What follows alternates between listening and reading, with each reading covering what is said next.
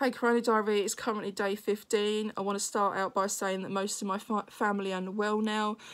My son was sick yesterday and we think it was a 24-hour bug because he's been eating and drinking today. He hasn't been sick today. He's far better. So he must have had a 24-hour bug. And then there's me. So last Friday, I was given some more antibiotics by my GP for this water infection and flu that I had, which I've got over now. So for the water infection, I had an antibiotic that the doctor thought would help with the cold as well. I took the first tablet.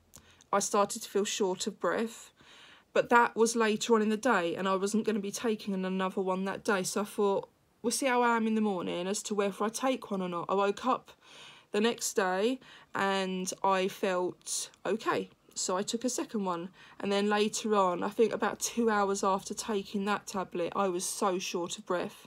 So then on Sunday night, temperature came back again. I was really, really poorly.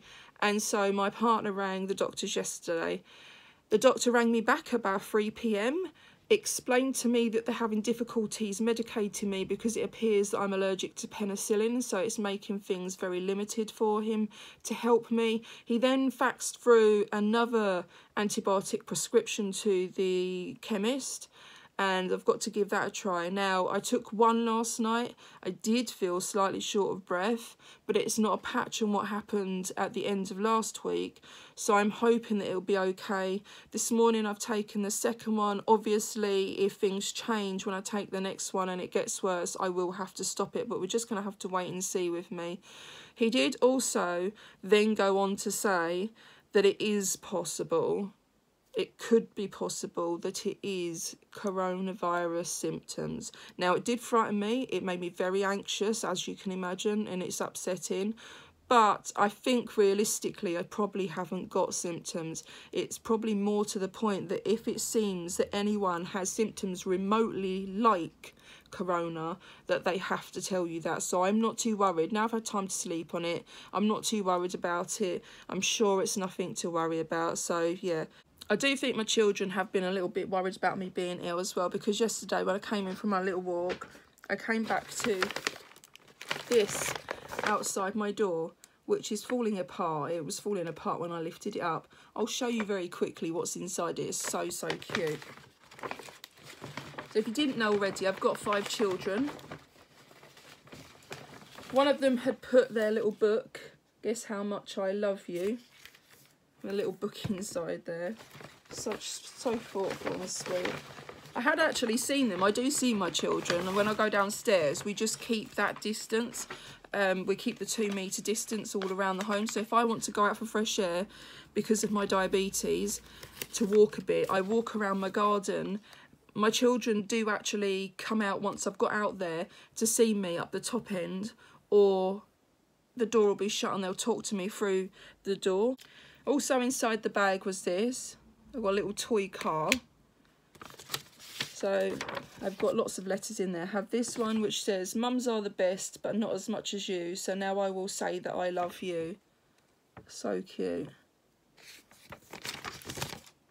I have this one that says, "To Mum, you are the best," from Elliot Paul. And his one says,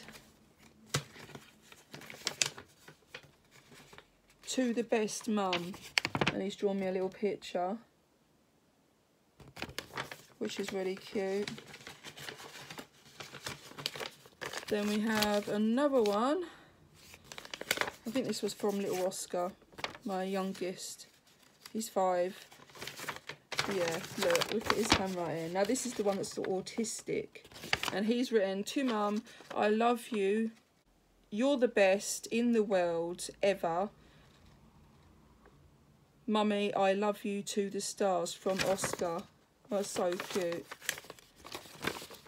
When Oscar was under the services to be diagnosed autistic, we was told that one of the things that they noticed in him was that if you ask him a question like, how far is something, instead of saying 5 meters, for example, and this is a really sort of not the sort of example they'd have given me, but it's what I can think of right now. So if you ask a question saying how far away is that ball, instead of answering with a definitive answer of the ball is 5 meters away, he would use his arms to express. So he'd say this far.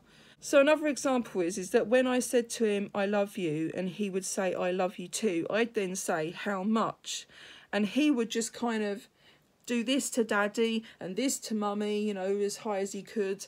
And I thought it would be really handy to do something to help him with that conversation, and so that it might give him the strength to start doing it with other things.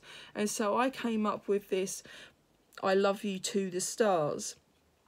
The stars are a long way away, and so I made this poster, printed it, put it in a frame and put it in his room, and he loves it. And now he always says, Mum, I love you to the stars, which is really, really cute. So that's why he's put that in there. I've got another picture. I think that one's me, innit? Look at the hair. That's how my hair looks today. And then we have this one, another letter, which says, to mummy, and she's a 13-year-old girl. She still says it, and we've said to her, you don't need to say mummy and daddy anymore, but she likes to. To mummy, I love you so much. I know it's horrible not being able to hug you, but at least we can have our air hugs. I love you so much, all the way to another solar system and back. Thank you for everything you have done for us kiddies and daddy. You're the best mummy ever. I couldn't ask for a better one. You're so amazing, and you make me smile so much because of how amazing you are. Love you so much. Love, Paige. Pretty, pretty Paige, my princess. So yeah, they left that outside my door, which was really nice when I came in the room to spot that. Yeah, so I took pictures of that because it's quite special to me. So let's get on with the actual news now. I don't want to keep you too long. Yesterday, the death toll had risen to 1,415 in the UK. I saw that Mercedes were helping develop breathing aids as Formula One teams joined ventilator effort. Clinicians and mechanical engineers from University College London worked with Mercedes to create the continuous positive airway pressure CPAP device, which has been approved by the NHS. So that's a good thing. What they're hoping to do is put people on this CPAP machine to prevent them from needing ventilators, because ventilators, ultimately, the longer you're on them, that, you know, it's not good for your body. So they don't want to put you on them unless they have to. Sadly, I saw that I Love Rock and Roll songwriter Alan Merrill dies after contracting COVID-19, aged 69. Prince Charles came out of isolation. I kind of feel like he came out too soon. That only appears to be 7 days and not 14, so I'm not really sure why. Let's take these off. The reflection in them the last couple of days has been as pain, and now when I take my glasses off, you get to see how dreadful my eyebrows are because they are so big. Unfortunately, I have the biggest eyebrows, and for a while I've been plucking my eyebrows and never do they look the same. So I thought I'd grow them out and start again, and so they're looking a bit wild now, and they're going to for a little while. I think I figured out the reason why, but we're going to test the theory when I do it next time. Basically, when I look in the mirror straight, one eye droops more than the other. They're not straight. So if I do this side, as you can see, hangs over more. So if I raise my eyebrows so that they're the same, my eyebrows, the shape of them will look the same when I do that, but when I let go, they rest in different places. One eyebrow seems higher than the other. So, we'll see. We'll see. Hopefully that's made you laugh. I think that's what the problem is, but you never know. So, Easyjet grounded all flights, placing all staff on 2-month leave yesterday. Police were seeking a man after hand sanitizer was stolen from Northampton General Hospital. He was stood in front of some hand sanitizer, blocking the view of a camera, and then when he moved, the hand sanitizer had gone. So he was caught on camera, but they're now appealing to the public to identify this person, and I hope that he is identified, because that is just, of all places as well, you know, where it's needed the most. I'm not suggesting it's okay to do it anywhere, but that's just wrong. I saw more news about prisoners. There was a total of 55 prisoners testing positive for corona in the UK across 21 prisons, and also 18 prison staff and 4 prison escorts had contracted it. Then a leading scientist and government advisor had suggested there were early signs social distancing measures had started to reduce the spread of the virus, which is good, but these things are going to take a lot of time yet.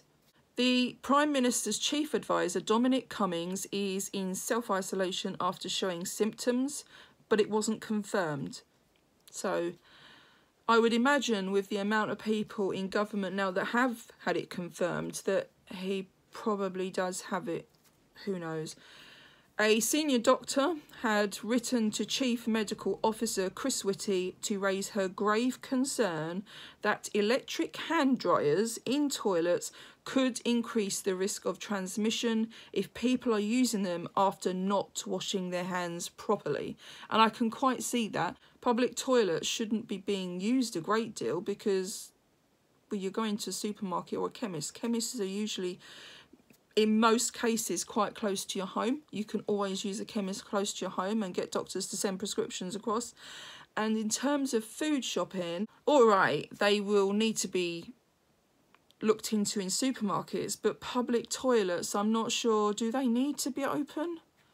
Maybe you'll see it in a different light. Maybe, I mean, I suppose there could be people with health conditions that need them dotted about for when they're travelling. Maybe you've got a public toilet that's sort of midway on your walk to the supermarket. I have no idea, but yeah, I'm not sure how I feel about that. That is quite dangerous, really, to be spreading the disease around a toilet just because of a hand dryer. It's absolutely ludicrous. You just don't think of the smaller things at all. I saw that more than 9,000 people were being treated in hospital currently, which is such a huge number, really, really large. And I really do hope that number comes down soon. As I keep pointing out, it is really, really upsetting me. The numbers of people that are in hospital, the number of people that aren't making it.